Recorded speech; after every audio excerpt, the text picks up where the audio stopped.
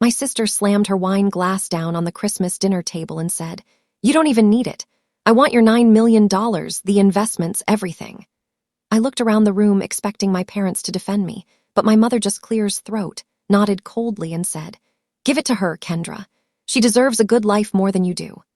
Everyone at that table thought they could ruin me, smiling like they'd already won, but they had absolutely no idea what was coming next. I laughed out loud, opened my phone, and within seconds my mom screamed, "Oh, no, no, no, you can't do that."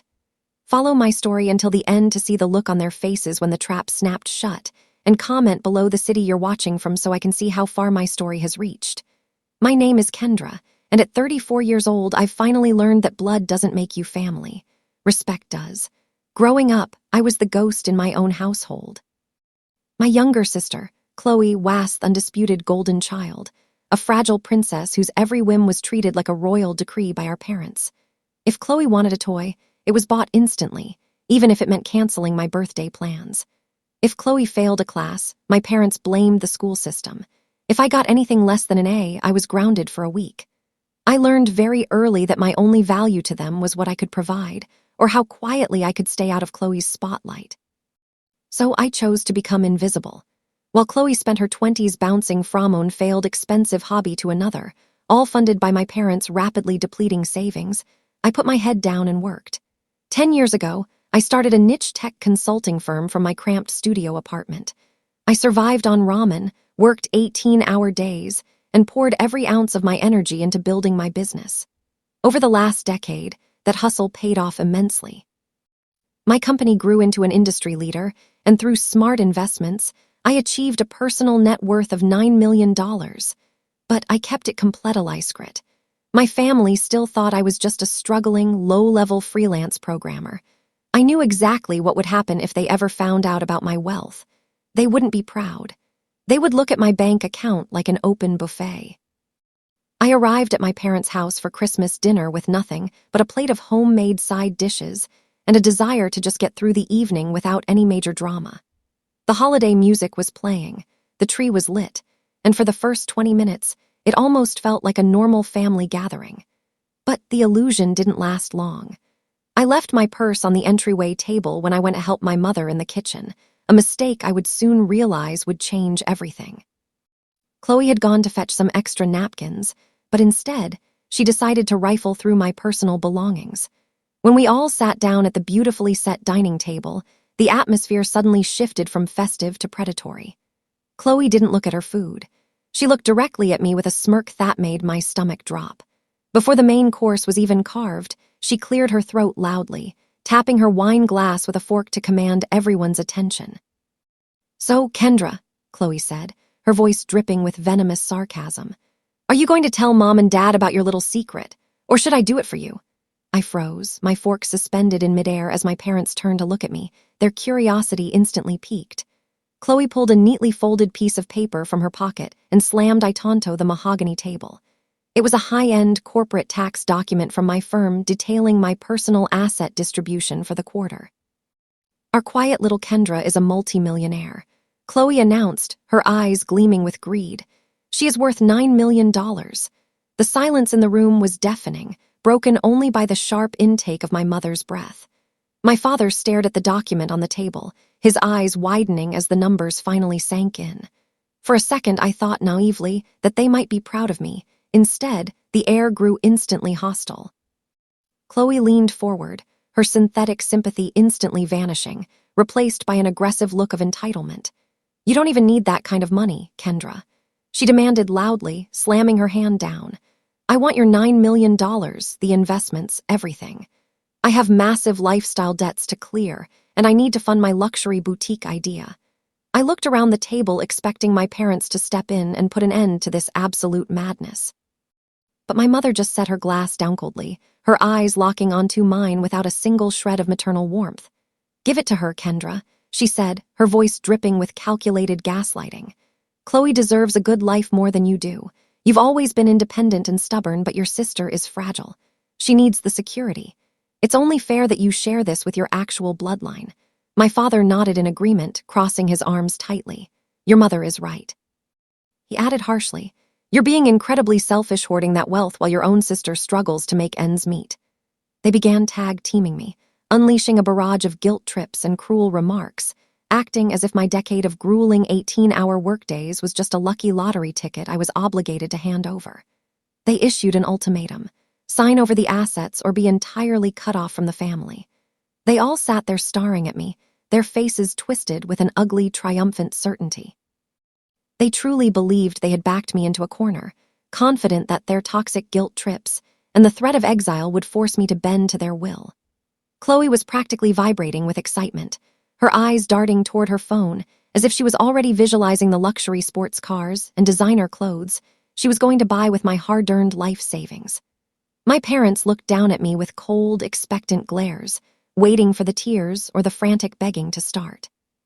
But I didn't cry, and I certainly didn't beg.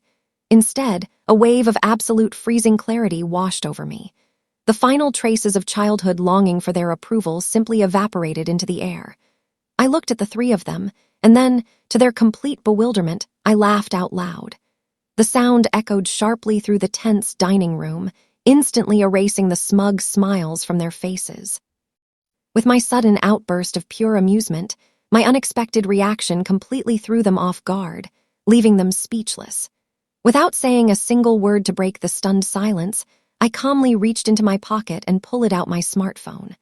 I unlocked the screen and opened up my primary corporate banking and corporate management applications. My fingers moved across the glass with deliberate theatrical precision.